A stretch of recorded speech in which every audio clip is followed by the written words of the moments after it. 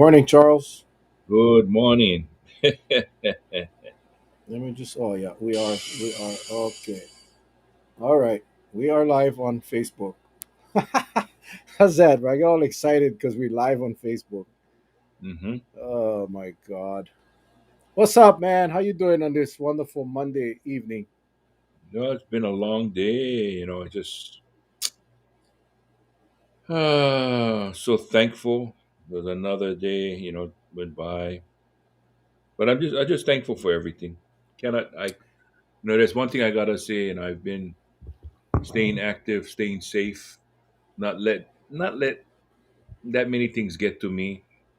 Trying to keep my employees safe as best as I can and they can. We share ideas, but for the most part, today was a long, drawn out day.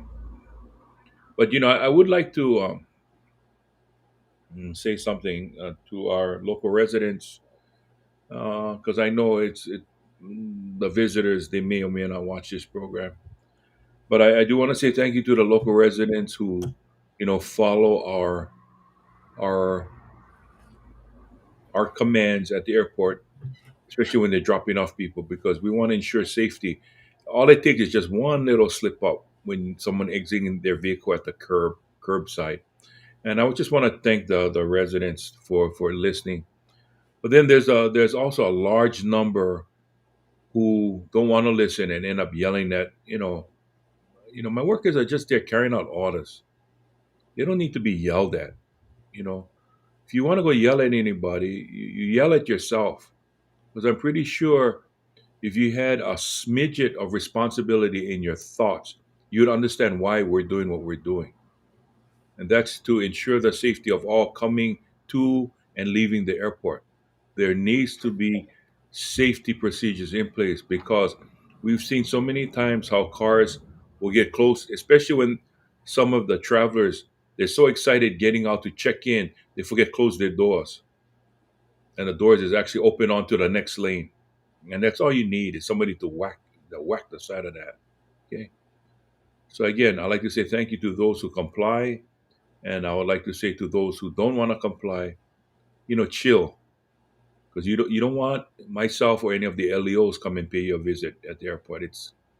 I just want everybody to leave happy or arrive happy, but don't put us in a compromising position where we're gonna have to take action, please. That's all I ask. Thank you. I almost took one door out the other day at the airport because the guy had, they don't look, yeah, they just hmm open the door, and Yeah. I almost take them out, man, and it's a good thing never have one car in the lane next to me, so I was able to swerve and avoid the guy's car and him. But Yep. hmm that's why you gotta pay attention. So when things like that happen, you can actually avoid crashing them, because then it's not good. You're right. Anyway, guys, thank you again for joining us tonight. We got Mike Miranda. I read the morning Honolulu morning paper, and I saw the story about the breakthrough infections. I think you saw my post. Um, it's kind of interesting the way they wrote the article. And again, if you read my post, you saw my post about the quote that I got right out of the article was that uh, very few states share publicly the information about the breakthrough cases, and Hawaii is one of them that does not share that info. And why, for the life of me, I do not know. hmm So I right after I saw that article. I asked Mike if he would come on tonight and share his story, and he agreed, and he'll be coming on tonight at about 7 o'clock. So Okay. I think we'll learn a lot tonight. He was vaccinated. He is a breakthrough case, and he traveled. But I'll let him tell the story. I did want to share. I know a lot of you guys saw my poll up about the testing. It's the poll is still open, and it's going to automatically shut down at 7:15. So if you haven't, I just put the address in the comment. Go ahead and I don't know if it's showing up on Facebook Live. Oh gosh, maybe not. It's telling me it only went up on Twitter and on LinkedIn. Okay, for some reason it's not going on. So let me go ahead and try see if I can get that. But anyway, yeah, if you haven't, I lost your Facebook notification trigger. If you haven't, please go get that. Go vote in the poll, and right after after the end of our show, I'll go ahead and post the results. I did that Oh, on purpose to it's build here. the. Oh, it is. Did it show up on your feed? Yeah. Oh, okay, good, good. Post the results. I did that on purpose. Yeah, it's on here. It's on the Facebook. No, Facebook is up, but I'm looking for the feed now. It's still downloading. Okay. All right. Well, I know some of you guys are on YouTube. Some of you are on Twitter. Some of you are on LinkedIn. Appreciate you guys. And again, if you haven't subscribed to my YouTube channel, we're almost at about 900 subscribers, trying to hit the 1,000 mark. If you haven't already, go to YouTube, just search Mel Raposo, get to my page, and hit the subscribe button and the little bell icon, and we'll get you notified every time we put up a new video. All right, Jane got her booster today. Congratulations. Congratulations. Thanks. Janelle just put it up for those of you on Facebook. Thank you, Janelle. All right. Yeah, we'll Yep. post that. Yeah. We'll post that visitor. Yeah, for some reason my comments do not go on Facebook. I don't know why, but that's why we have all of you for get our back. Janelle, thank you very much. Yeah, go ahead Yep. and vote, and you can only vote once. And last I checked, I think we had like over 400 people voted. So we'll keep the suspense until the end of the show, and we'll share that results. Hmm. Also, Hale Hawaii is has a. Let me go ahead and post that. Um, Let me post that link,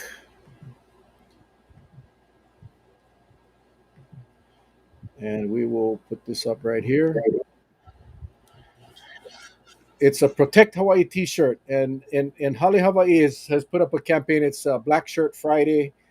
Go ahead and order the shirts there. I think it's like $17. No one makes money. This is to cover the cost of the shirt.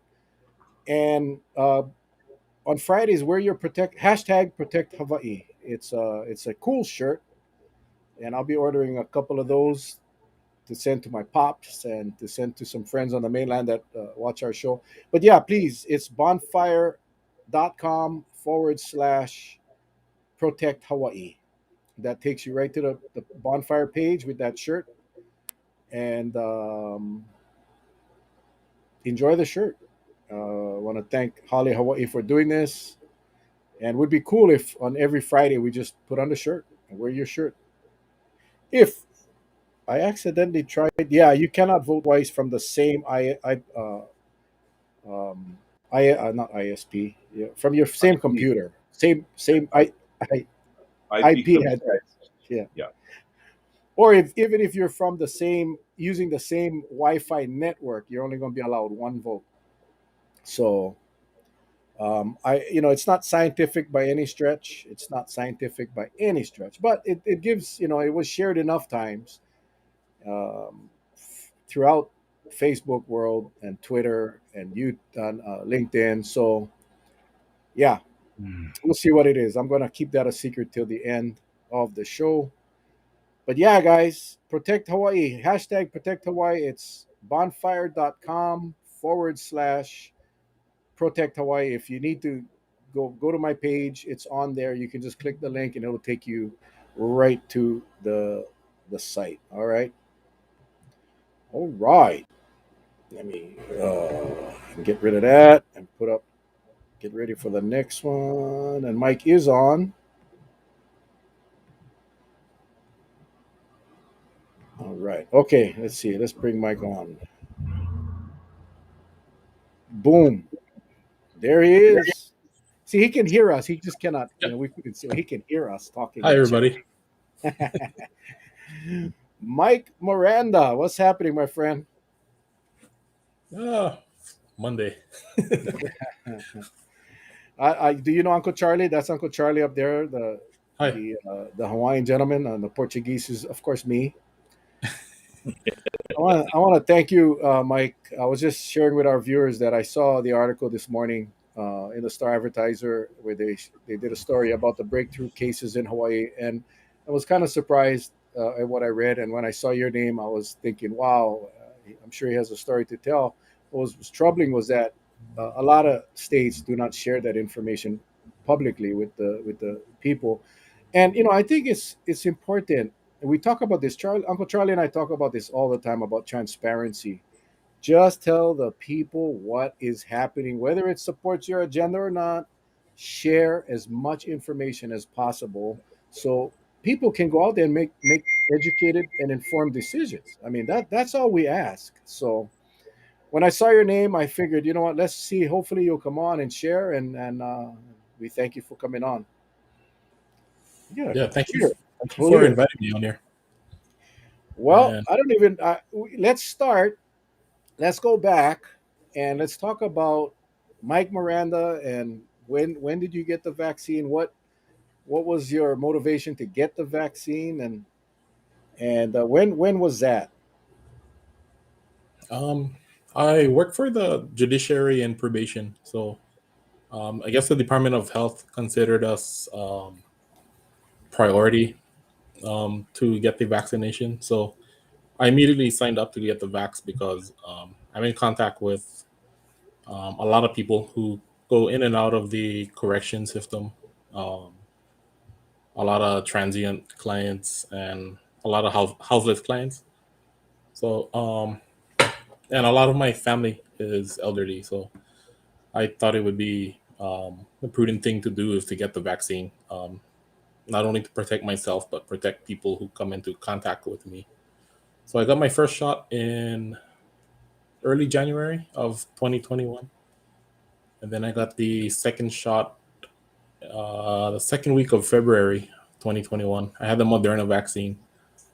Um, I didn't get any reaction from the first one. The second shot, I got really drowsy one day and I was thirsty for 3 days. I think I was drinking like 3 gallons of water for about 3 days. But So aside nothing. from that, no real no you didn't get any chills, fever, and any of that, just the fatigue. Yeah, just fatigue and thirst, and yeah, no chills, no fever. So I thought the vaccine should be working pretty well. Didn't get any reaction since the second shot. Um, my family and I went on a trip to the West Coast in June of this year, and the trip was actually postponed from last year. Um, Alaska Airlines was nice enough to let customers cancel their tickets and reschedule it, but this year it was supposed to be expiring, so we decided to just go on a trip. We went from Seattle to San Francisco to Las Vegas, Utah, and San Diego. Um, I got tested in Marietta, California, before I came home at a Kaiser clinic. I got tested on June 29. I got my results on June 30. I was negative. Um, Flew home on afternoon of June 30. Um, Went back to work on July 1st, 2nd, and 3rd, I think it was. But on the third day that I came back home, um, I couldn't stop sneezing, and that was on a Saturday. So it was 4th of July weekend, so didn't have anywhere to go to get tested. Mike, can we back up just a little bit?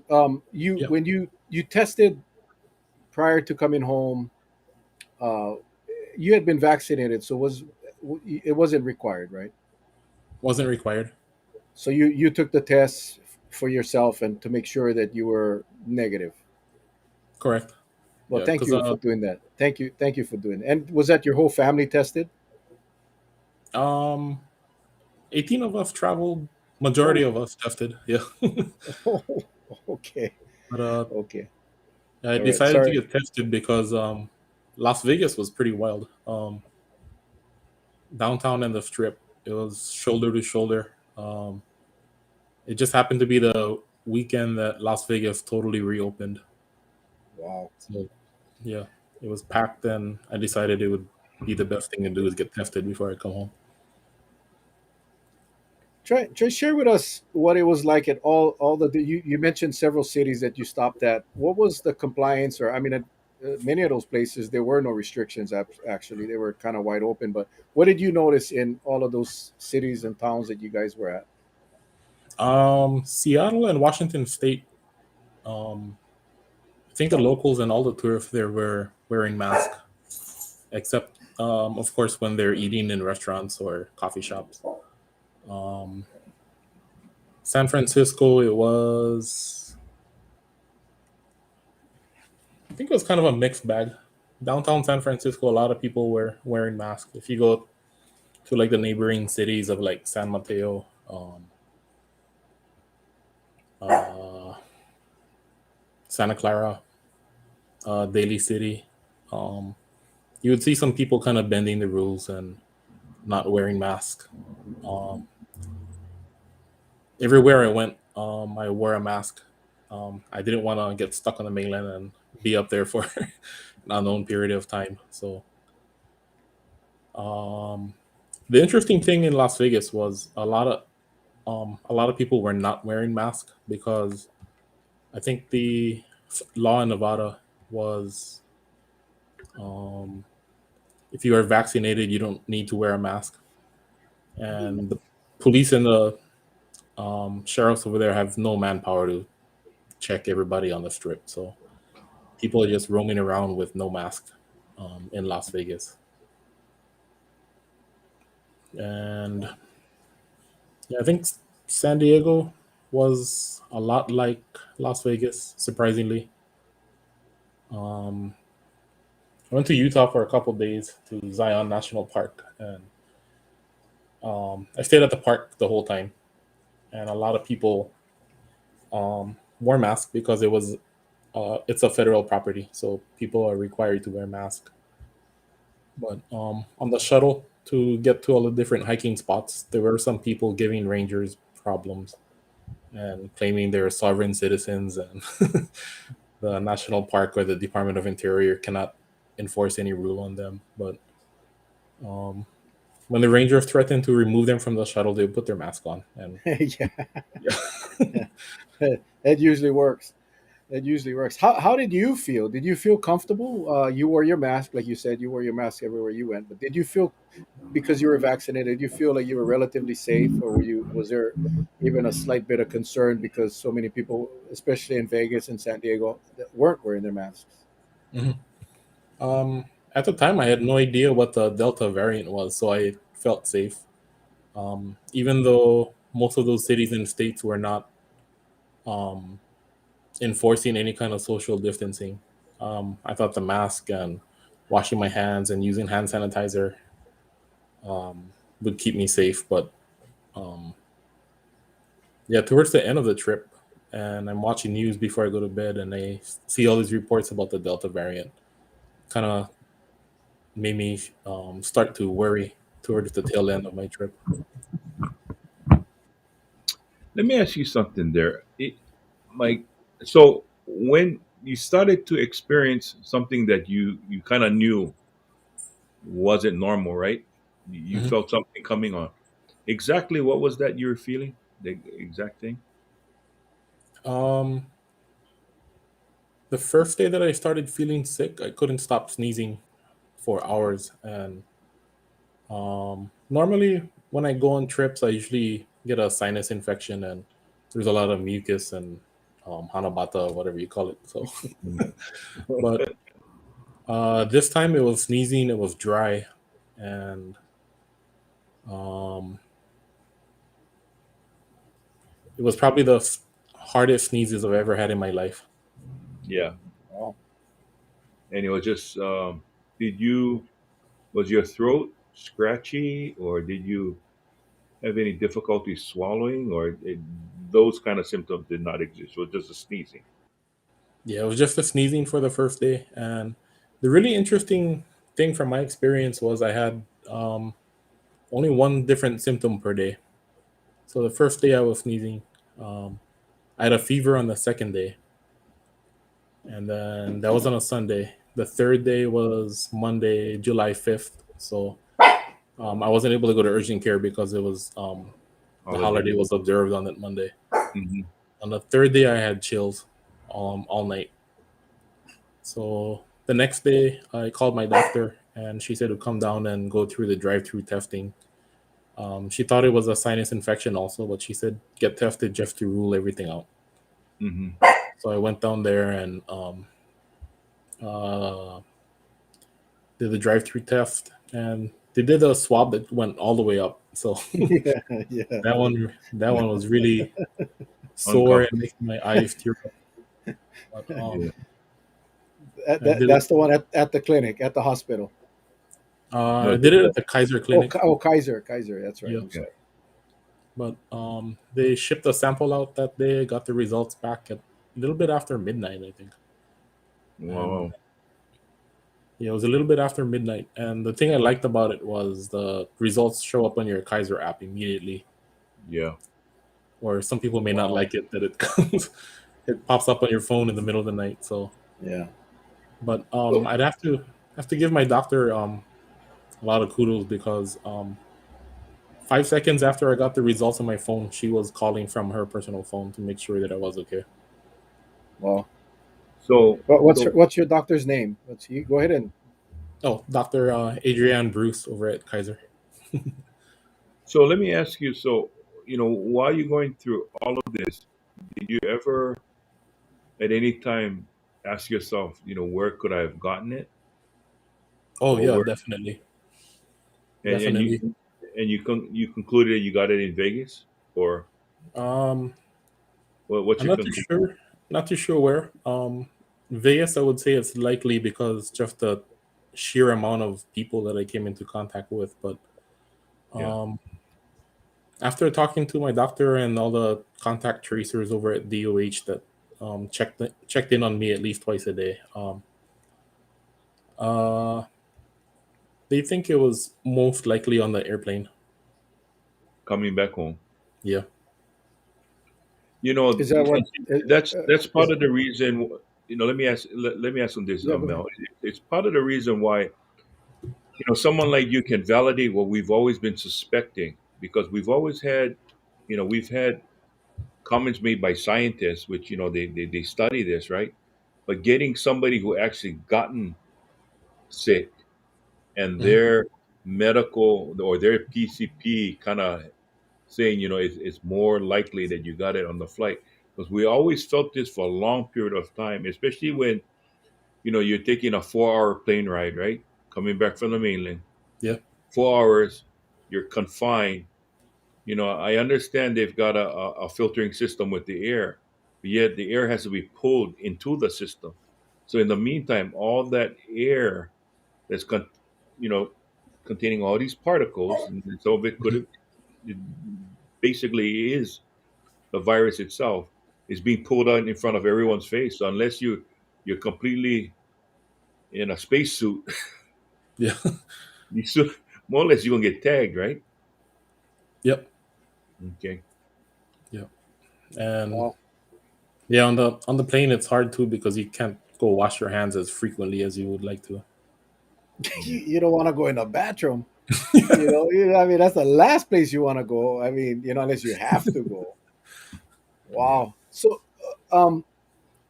so you can, how many days? Sorry, I should have wrote this down as notes. But how many days after you arrived back on Kauai, you got your first symptom, the Uh, sneezing, 3 days, exactly 3 days.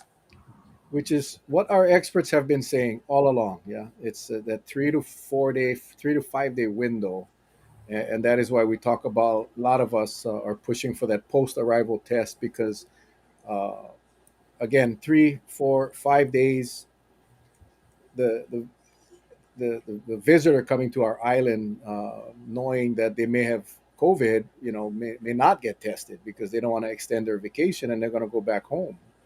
And Mhm. that is what we are so concerned about. That in fact, if you require that test 3 days or 4 days after arrival, we will be able to determine how many of our travelers are actually positive. And it's kind of scary that so many people are coming in and not testing. The local people test, but the visitors don't. And Yeah. that's always been a concern of ours. When you got you thought it was like a sinus or whatever at the fourth day, on the fifth day, that when you went to the doctor, were you concerned that it might be COVID at that Uh, point? yeah, I Because was starting. Delta wasn't really out yet, right? I mean, we weren't having the discussions of Delta as much as it is now. So I'm just trying to figure out if you still were thinking maybe the vaccine had protected you, and this might be just sinus or cold. Yeah, I was thinking it was just a cold because when I left for my trip, the only talk about the Delta variant was it coming out of the United Kingdom. So I was thinking that it can't be the Delta variant yet.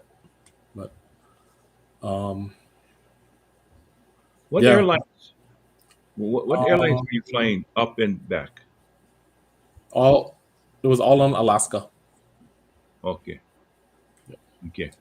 and the cool thing was on the Alaska app when you travel, it tells you um, what year the plane was built. So the four flights that I went on, none of the planes were older than 2 years old. So it's safe to say that the plane was built before the Delta variant, right? Yeah. But Yeah, no can stop the variant.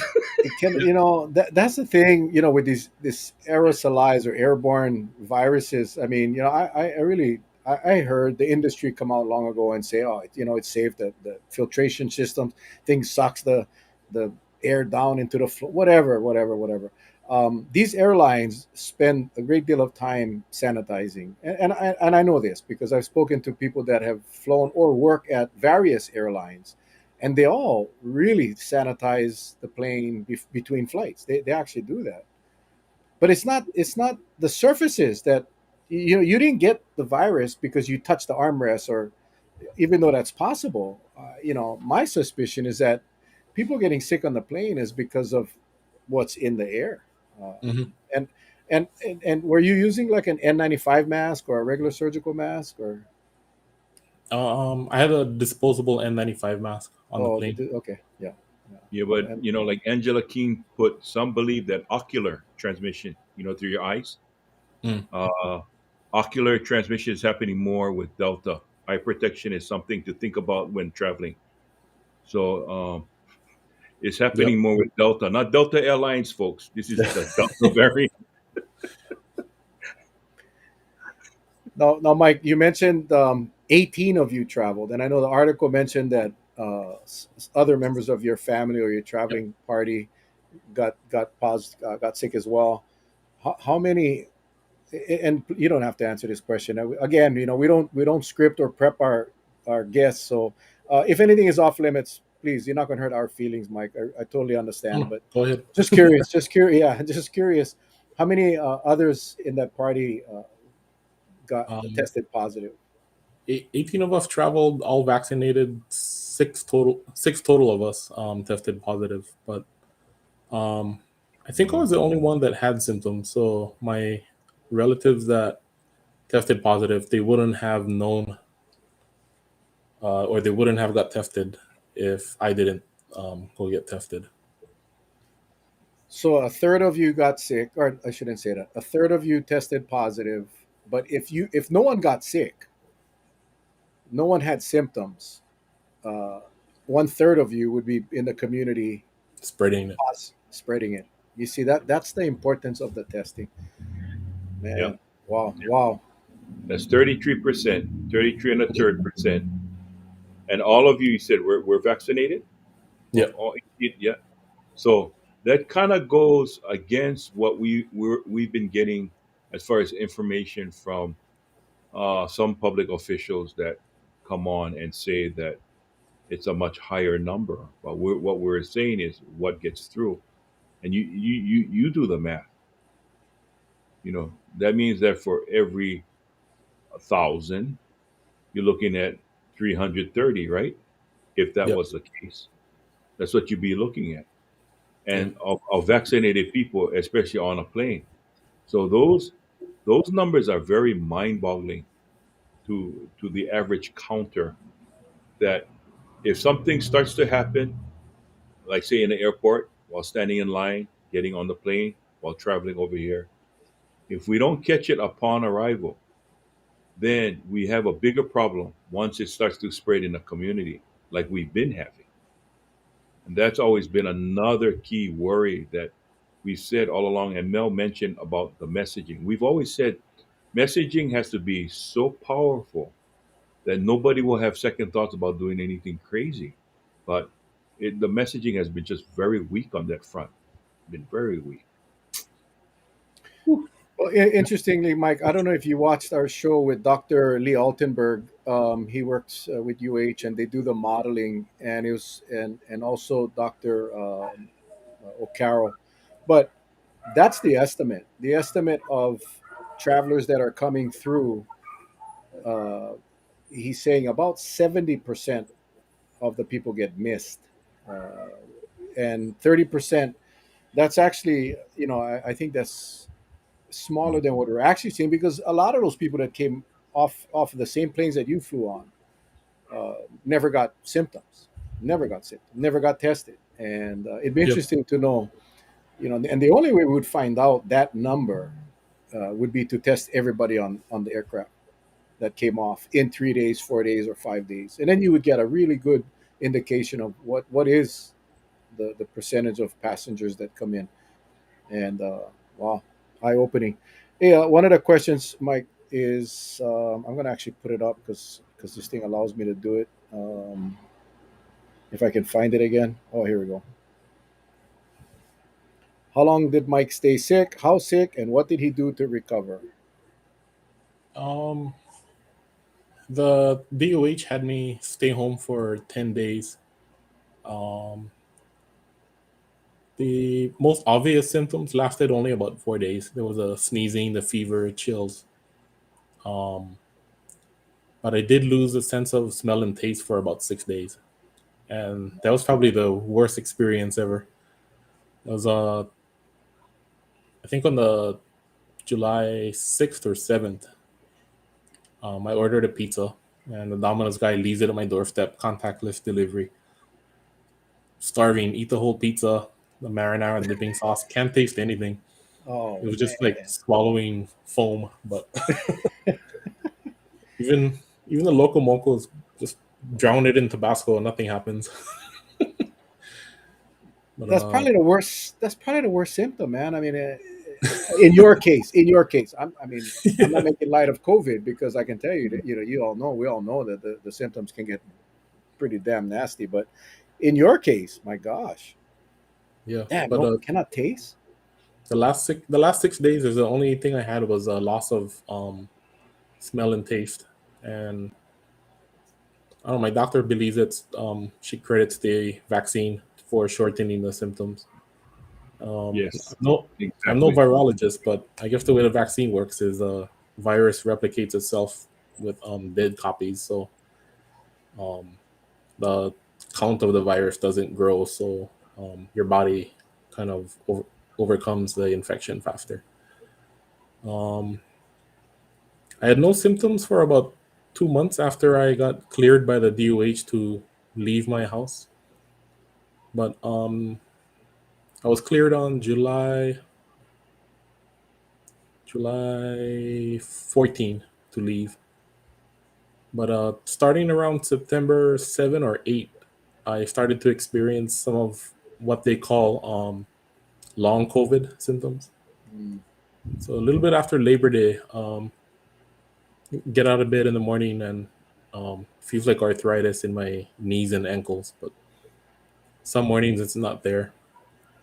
And starting around the same time, every day I have these olfactory hallucinations. So my nose thinks I'm smelling stuff that isn't there, and I know it's not there because the only the only odors that I hallucinate are cigarettes and garbage, and the smell Wow. pops up.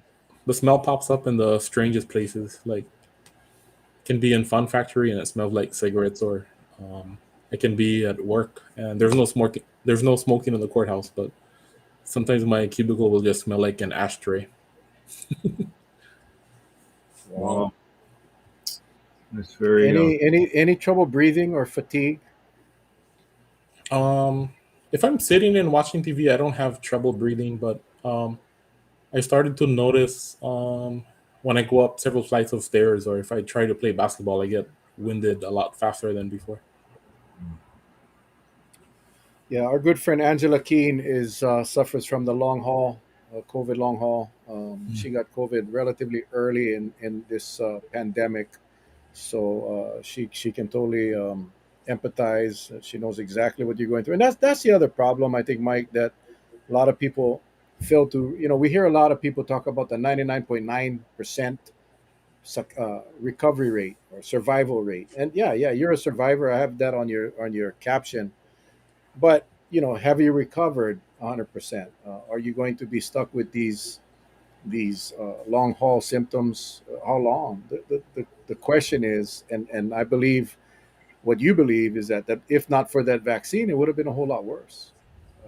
I think Mhm. I Oh think yeah, that's what the Yeah. studies show. I don't know what your thoughts on that are.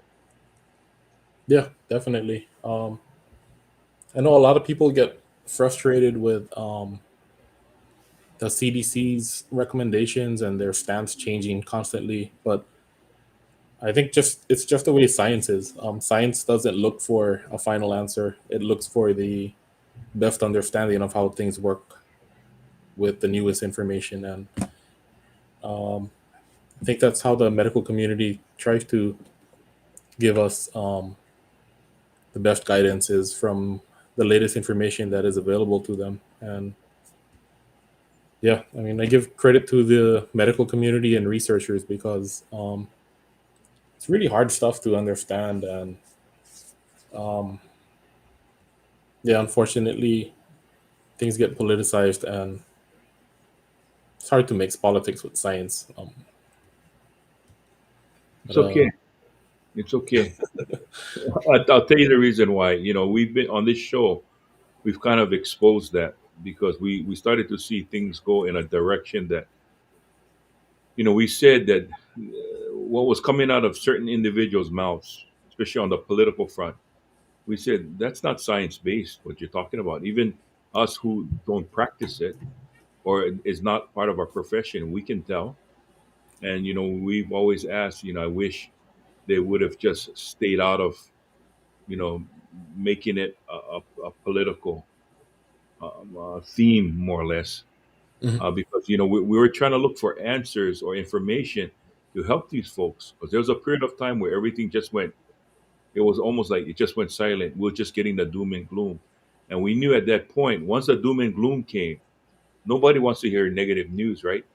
So Yeah, all we were trying to do is just get information out there that says, please don't give up. There are things that's worthwhile. But then when individuals are in certain places in government that can command attention, and they put out negative, that's what Mel and I and many others, the experts we brought on, that's what we were fighting tooth and nail, was trying to keep that off of the airways, because it has no place being on the airways, that kind of stuff. mhm. And you're kind of like that living example now, and that's why one of the viewers had asked, were you on any kind of medication when you're going, trying to fight this thing off? That was one. And two, do you have any kind of pre-existing medical condition? Um, Only pre-existing medical condition I have is high blood pressure, Okay. but a lot of it comes from just being Filipino.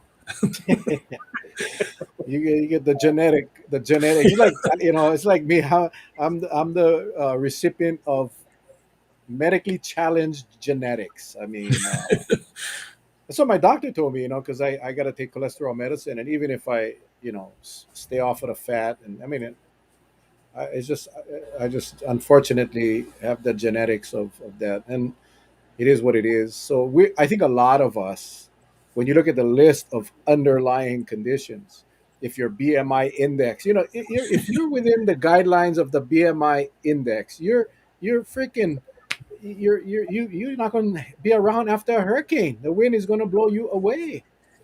You know.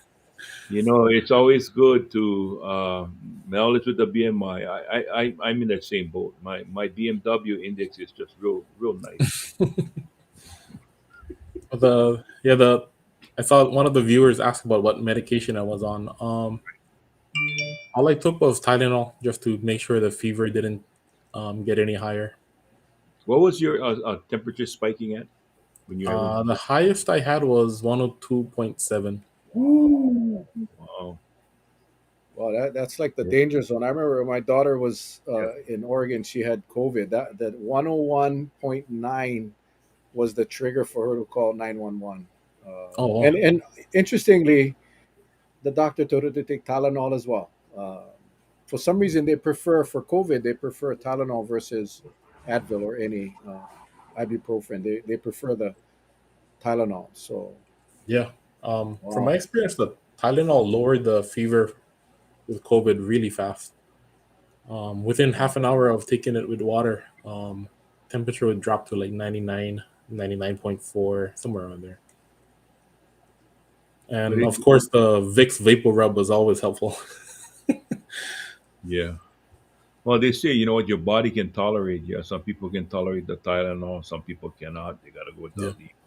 But I'm glad, and that's good information what you just shared. So, folks, you just heard it from someone who took basically an over counter um, med to keep his fever down, and it worked. So it may be something that you could look at as well. So it's just something to think about. Now, once so let's kind of fast forward now. This is in this present time. Are you worried that you'll catch it again, or you feel pretty confident that you're more um, mind protected on what you gotta do, and look back at what maybe you didn't do enough before, which led to you catching the virus.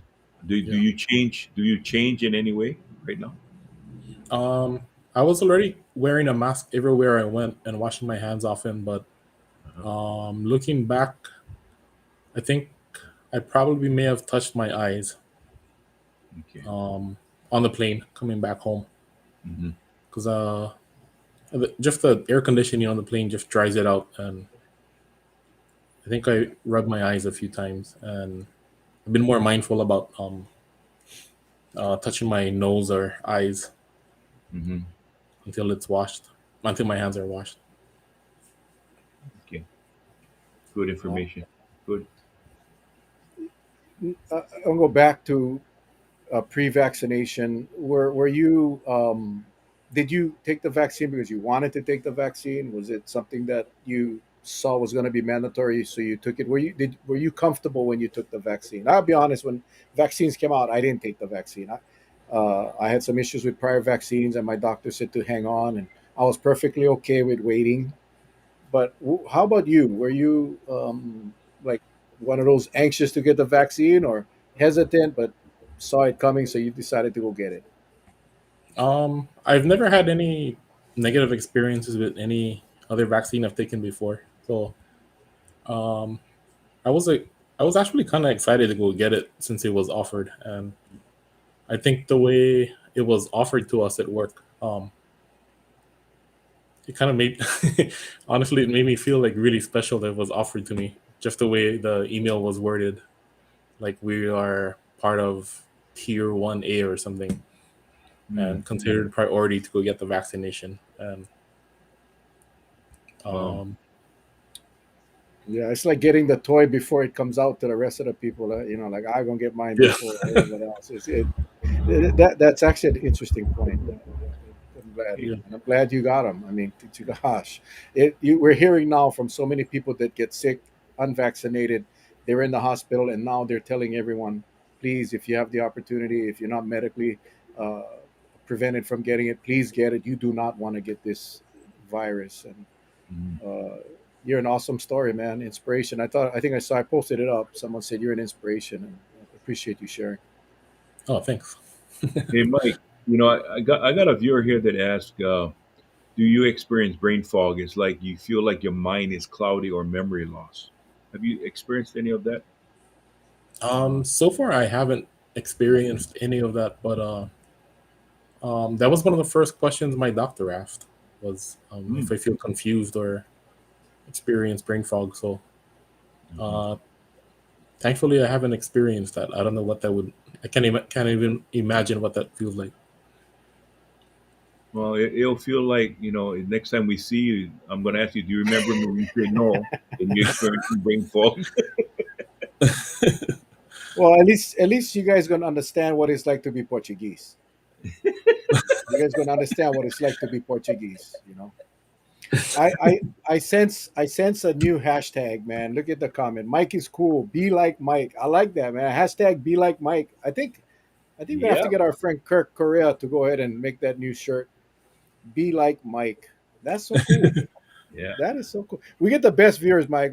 I tell you, our little village that we created here, we meaning the village, is amazing. And I got to tell you, they appreciate when people come on and share their stories because uh, what you're saying tonight is not just validating, but giving people some comfort in the fact that they got vaccinated, and because so much negative, not, I shouldn't say negative, but misinformation out there, so much misinformation floating around on YouTubes and everywhere else, and people, but it seems so legitimate, right? When you yeah. when you watch these videos, it seems so real.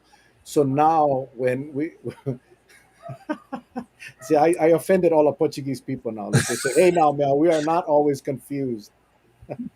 Um, so when they hear it from someone that's been there, done that, I think it just gives people a little bit more comfort in their decision. And for those that are on the fence, this show has seen people change their minds live on the show. And if any of you out there are on the fence, or Mike has Yeah. pushed you over that fence, let us know. Share with us on the show, because we have seen it happen, Mike. We have seen it happen, and it wasn't Mel and Charlie that said what needed to be said. It was our guests. So Mhm. now the Portuguese is all pissed off. We're Well, special, yes, we're special. and folks, just for the folks out there, yes, I agree. The Vicks, but just remember, it's the vapor rub that you use. You don't take the Vicks candy and try to stuck them up your nose because it will hurt, and you might have to go up doctors for try to get them out. But let me ask you. So, as time goes on, I think the value of having you on tonight, Mike, and this is just Uncle Charlie's way of putting it, is that because people needed to hear it from someone who experienced it. A lot of times we have a lot of experts come on, but they're just the science behind it. They're not the ones that actually experience what going through. Like when we bring on Angela, because of what she went through, bingo, people can relate to that. And I'm just looking at all the comments, and you're right, Mel. There's a lot of comments are scolding you about what you said about Portuguese, but for the most part, it's people relating to what you had gone through. And some will say, "Hey, maybe I have gone through it and I never knew." Because sometimes people find out, and they only find out later when they do an antibody test, right? And their antibody, so that means that they got tagged sometime enough before they took the test. So I think with you sharing all of what you're sharing, I mean, people asking for more. So let me ask you this: um, what about the other members of your group? That's your family, right? That went with Mhm. you on the travel. How are they faring right now? Since the ones that got the virus as well. I mean, it's they haven't had any side effects because they didn't. You said they didn't even know it, right? They had it. Yeah, they didn't have any symptoms. They're not even experiencing any of the long haul symptoms. Because Oh, I was asking them about the cigarette smell, and none of them smell it. well, I think it's I you know what that means, right, Mel? They were true asymptomatic individuals. Yeah. Yeah, they were true asymptomatics. Yeah, I remember Charlie long months ago, when Delta first came out, and we were having this discussion. I remember Uncle Charlie, talking about these asymptomatics were I hate to use the word dangerous, but it is, right, because they don't know. They don't know, Mike. And again, y- you got sick. A lot of our local residents come back, and I know this because we hear it all the time. People I work with, they'll come home from the mainland and they'll get a test on their own. They don't have symptoms. They get the test, and to make sure, because they don't want to get no one sick.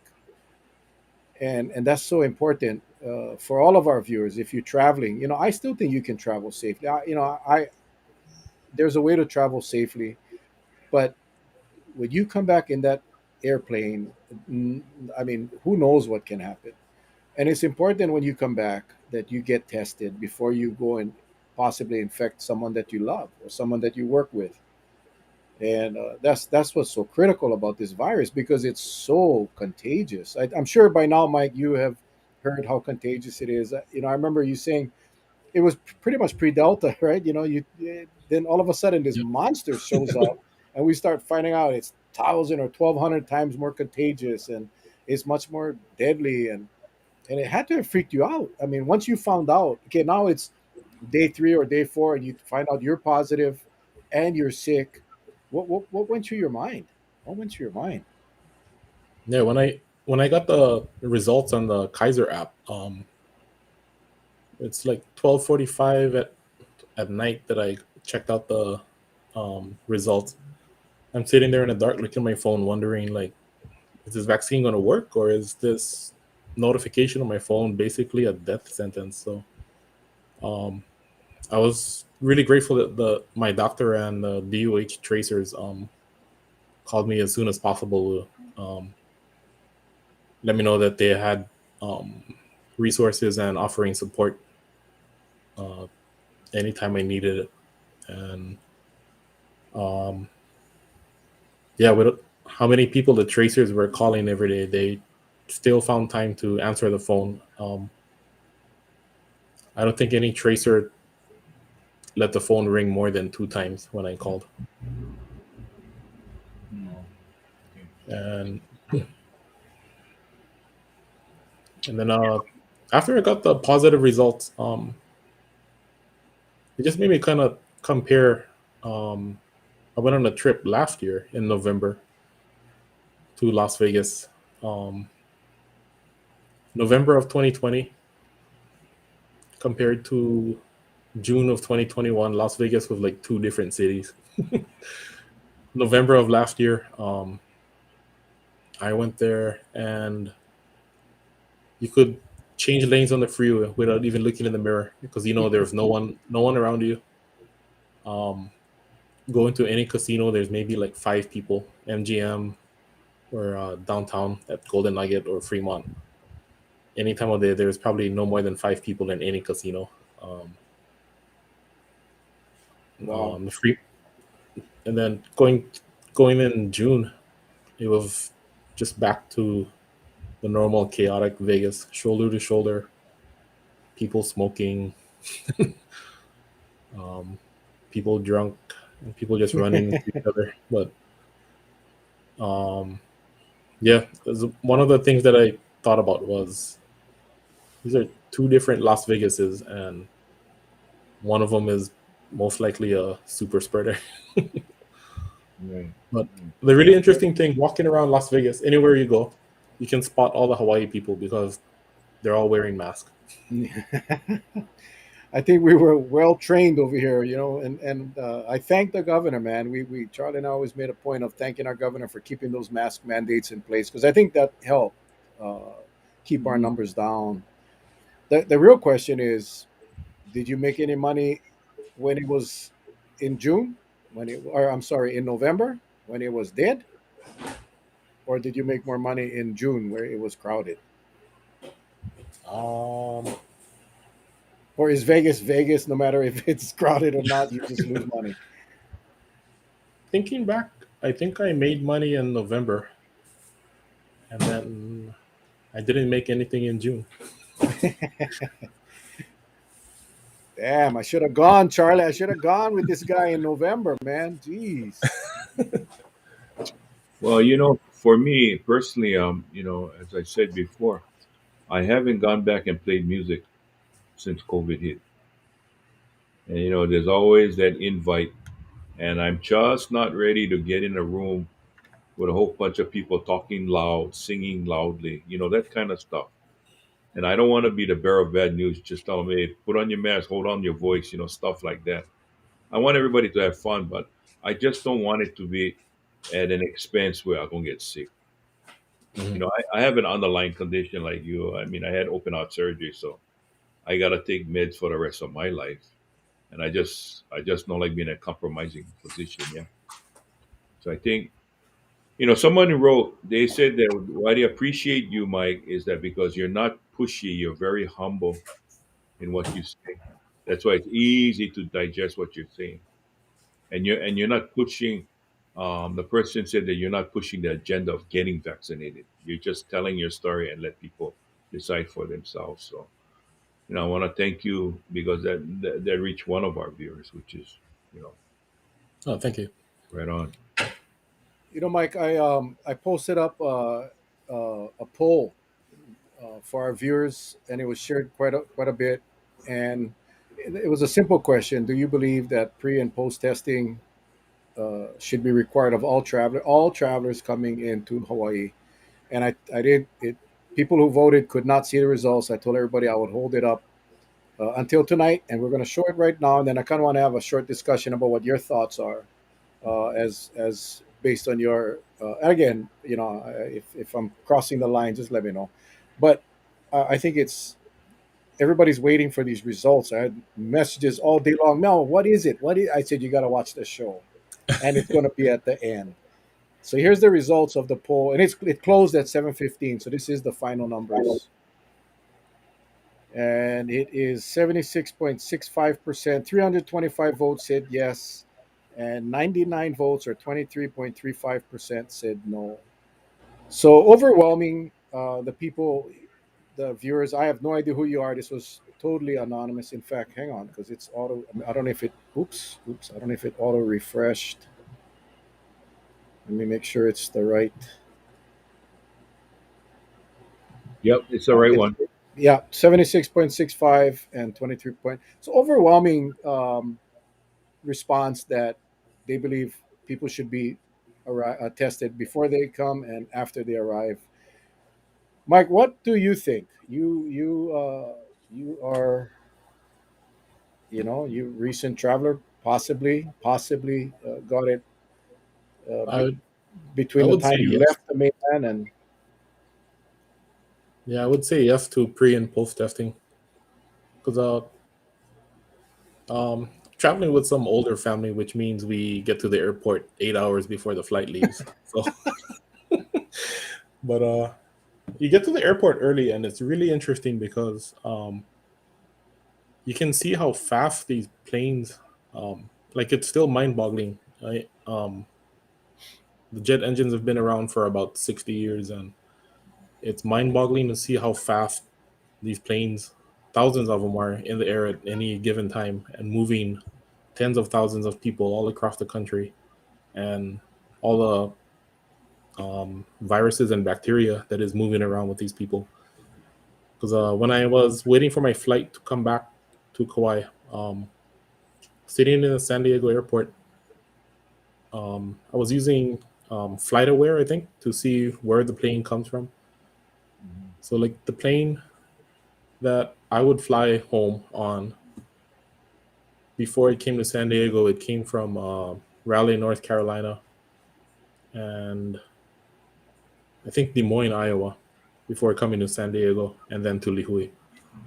So in 24 hours, this plane just went to like four big cities, probably carried about 1,000 people, maybe. Mm. So it's crazy just seeing how fast people just move around, and you don't know what people are carrying around with them.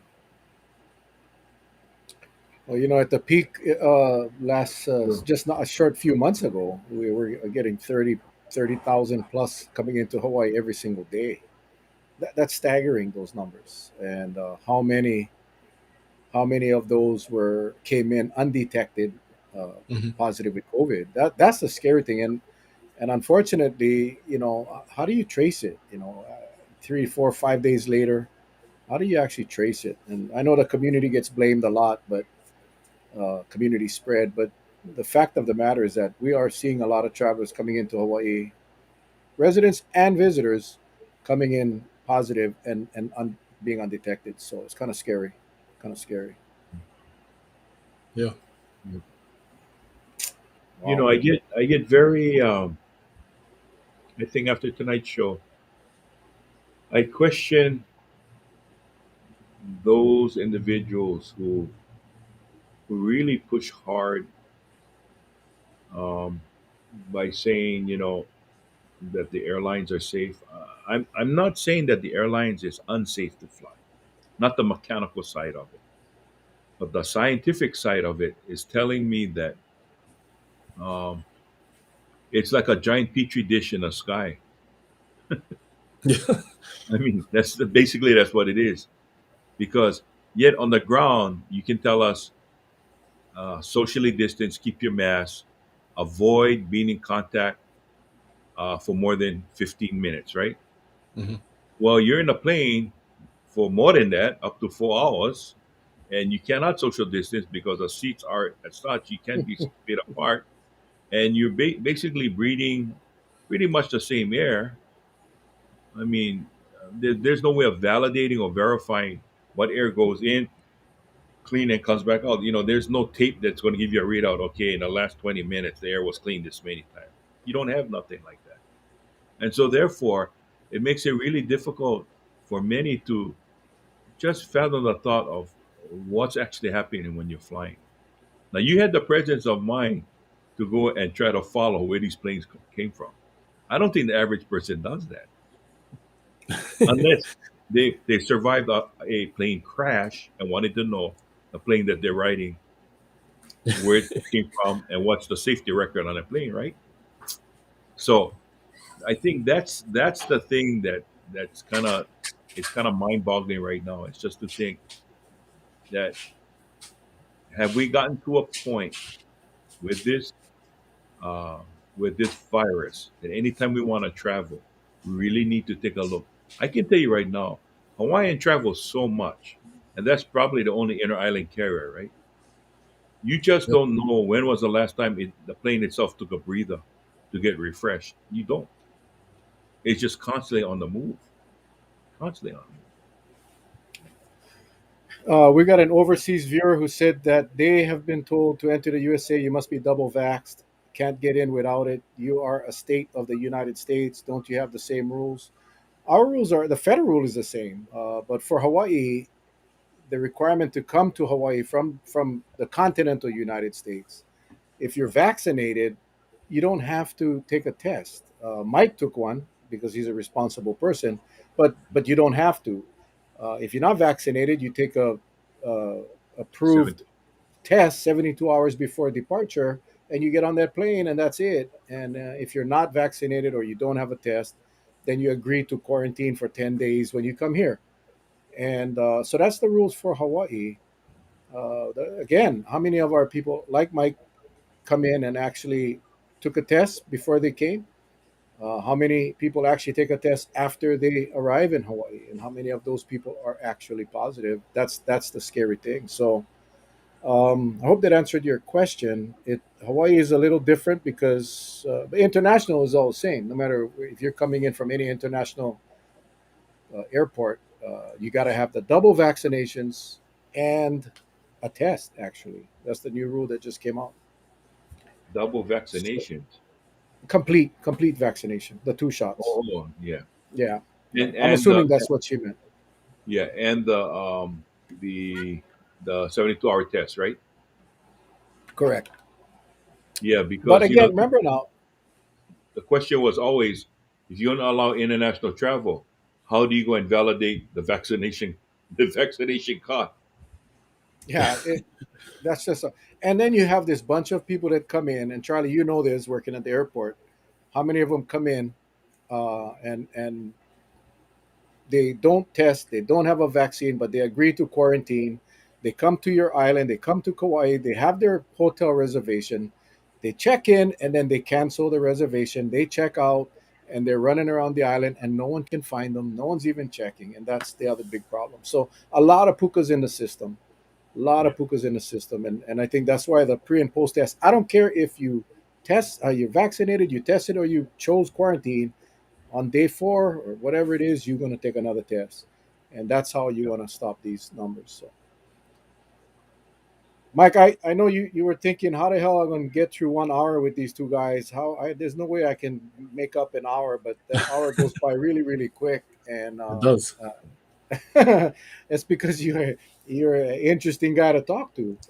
But I know Charlie talked about one of our viewers was really appreciate your humbleness and the fact that you're not pushing the vaccine. But I want to ask you, and let's just say I'm a family member or a very close friend, and I'm on the fence about the vaccine. What would you tell me? And I'm sure this question has come up since since you came back and since you got the virus. What? Not, I'm not talking about to the world, but to your friend or your family member that came up and said, "Hey, Mike, bro, I'm on the fence. What do you think?" What would you tell I would tell them if you're around elderly family or children, um, really think about how you affect other people, because not everyone has the same response to the infections. Right. So I think the vaccine gives you a fighting chance at least um, to survive any kind of to survive the COVID infection. them? Yeah, I think the numbers are starting to show that. I know the breakthrough cases is raises some concerns for many, but look at the unvaccinated in the hospital. Again, we Mhm. always say we respect everybody's choice, but we really appreciate you coming on and sharing your story because I think it's a story that a lot of people need to hear. Everybody needs to hear, and I'm glad to I start like his advertising. response. I love this response. Was a good response. If it was me and you asked me that question, and and and I say, well, if you're on the fence, just don't fall on the side. They get the big dog down below waiting for you. That's what I would tell you. Really. Uh, so, Mike, again, thank you. Any closing thoughts? Anybody you want to thank you, doctor? Whatever you want, man. What any closing thoughts for our viewers before we hill on? Um, no, thank you guys for having me come on here and share about my experiences because, like some of the viewers were saying, I think it's, and both of you were saying, it's different when you hear um, firsthand experiences from somebody who had the disease. And um, just please be patient with the medical community because I have friends working as nurses in hospitals in different states, including Hawaii, and they are probably the most targeted and underappreciated workers out there right now. Um, yeah, I think that's all. Well, thank you for Well, saying that for our medical community. yeah. Spot on, Charlie. Well, first, I'd like to say thank you very much to our special guest, Mike Miranda. Thank you so much for sharing um, your story as well as being humble about it. And I think it said volumes to the viewers out there. You touched on many things, and that is your honesty of where you think you contracted the virus from.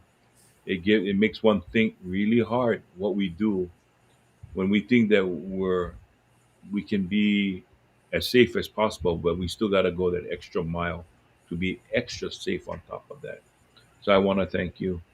To our viewers, thank you very much for the great questions you posed tonight to our guests. It was well in line and it stayed well on the rails and it made for a very, very good discussion. So I thank you from the bottom of my heart. I also want to say to all of you out there who may have lost a loved one to COVID, this nightmare is still continuing. I don't know when it's going to stop, but I can only ask you and that every one of you Continue prayers for anyone and everyone, even the ones you don't know, who are still in the hospital, who haven't come out of the ICU yet, who haven't been taken off of the ventilators yet. Let's pray really hard that our Heavenly Father intervenes and gets them on a road to recovery, because nobody should have to fall victim to this dreaded disease. It's just too bad that some of the weak messages that went out earlier made it possible for those kind of things to happen. But I know going forward, from what we learned tonight, if anything, let's not be selfish. Let's learn to get ourselves safe so the loved ones who we are around will not get bitten by this virus. Let's keep them safe as well. So I'd like to thank you all.